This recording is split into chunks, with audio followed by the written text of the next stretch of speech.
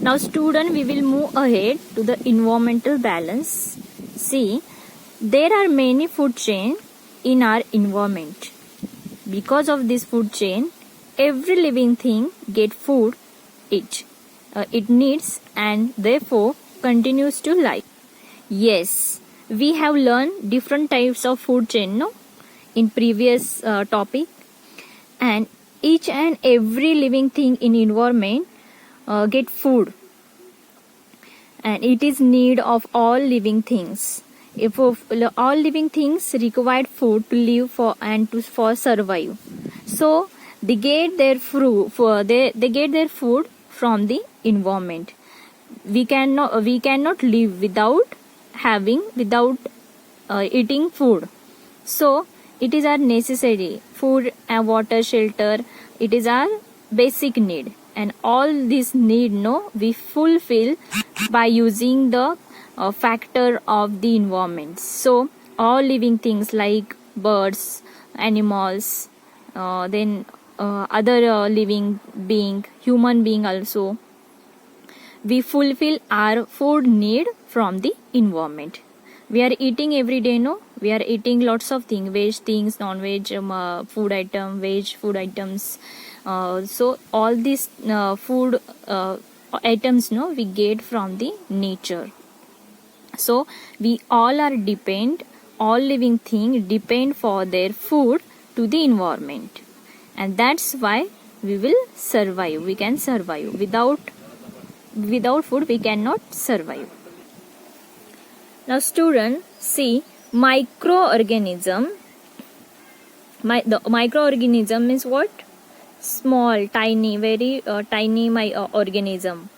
So microorganism living in the soil help the process of decomposition of the plants, residue, dead animals, and excreta, etc.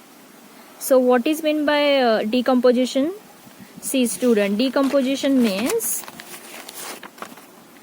break down into the similar part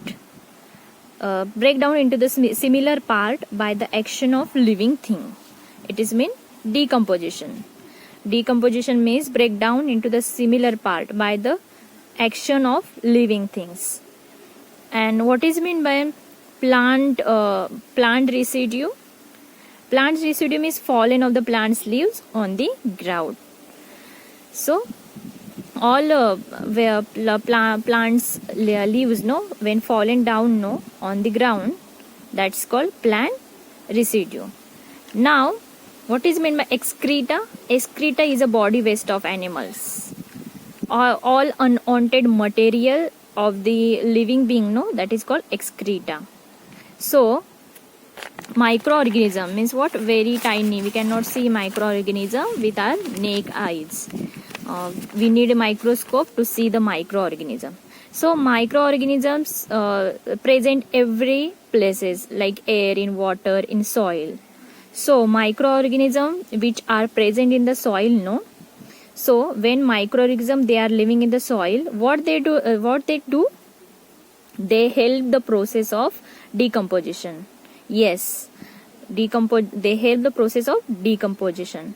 Student, now see, sometimes you must have got a foul smell when you passes by the road, that time you must have got foul smell, some dirty smell, isn't it? So that is nothing but some of the animals must have died and it must have buried under the ground. That just because of the decomposition. So all these dead animals remaining, so all these dead animal buried in the ground, that dead animals remaining things, and the plants residue means what? The dry leaves when fallen on the ground, that leaves, and the excreta of animal, unwanted body wastage material of the animals. All this decomposes by the microorganism, isn't it? So this decomposition get what the result of this decomposition? As a result, substance that help the growth of plant are formed and get added in the soil. When this all waste material added in the soil and it is decomposed by microorganism, no, that when they get they added in the soil, no, it helps to plants to grow well. So plant use them for their growth, isn't it? Are you getting this? So all these material, no, plants residue and the dead animals buried in the ground and excreta of the animals, all are decomposed by microorganism, very tiny microorganism which are present in the soil, and these materials, no, get added into the soil and plants use them for their growth, isn't it? So these plants use substance in the soil of their growth, and when the plants and animals die, no, the decomposition of the remains added this substance to the soil once again. And this is important cycle is in environment, and it's go on and on and on. It's continue. It will be not stop, never stop. So this is one another cycle. And also living things get continuous supply of water because of the water cycle. As I told you about the water cycle in previous chapter.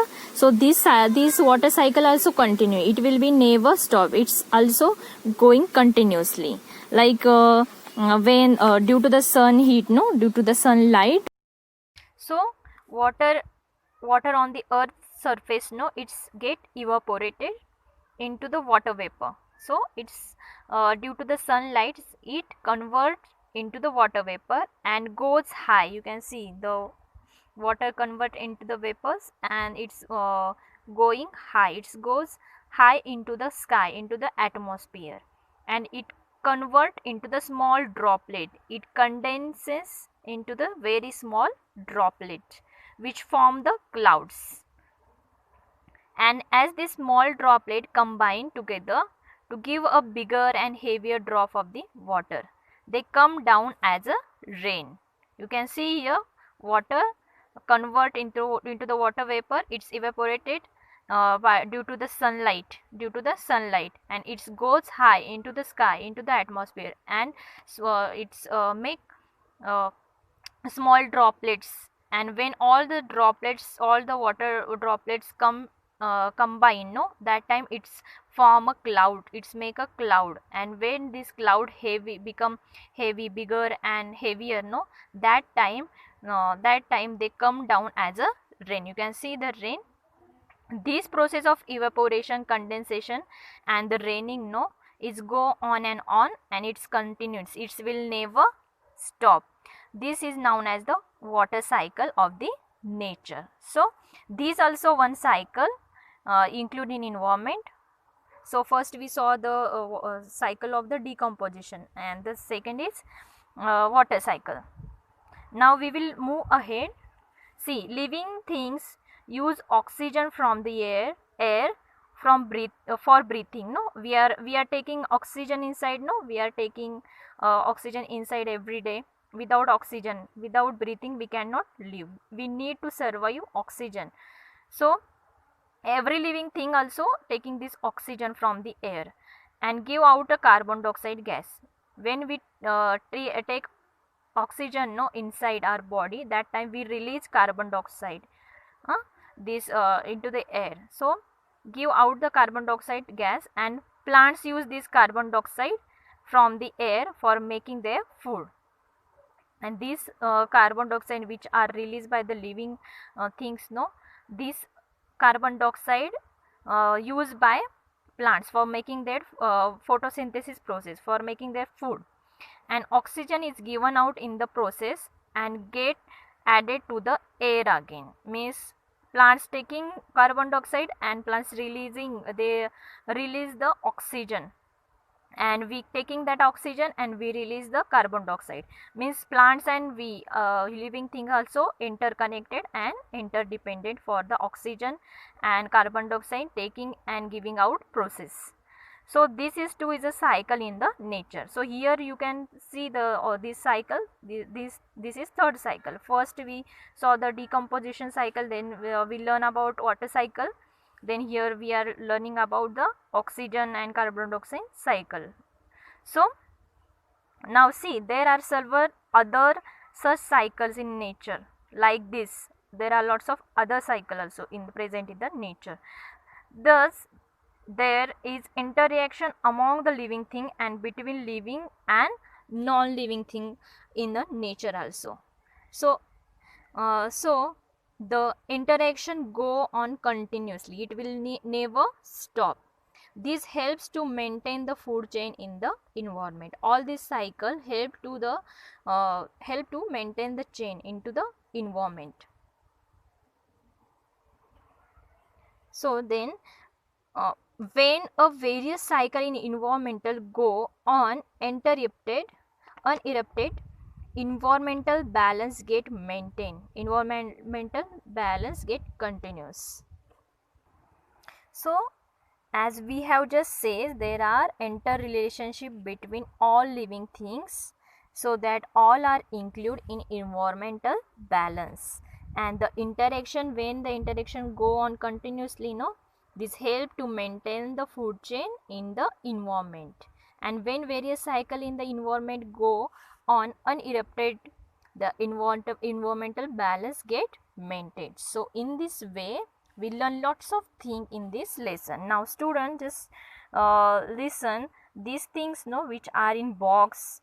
These are the this always remember, then can you tell, this thing it is dropped by government, it is reduced by government from each lesson, but I explain you everything. But just remember can you tell and this small activity which are given in the textbook from each lesson, like can you tell, think, think a little. Always remember this box which things are in the bracket in pink color bracket, that all are reduced by government. But but I explain you that there is no need to add this things in syllabus. You have to just read out that and understand that.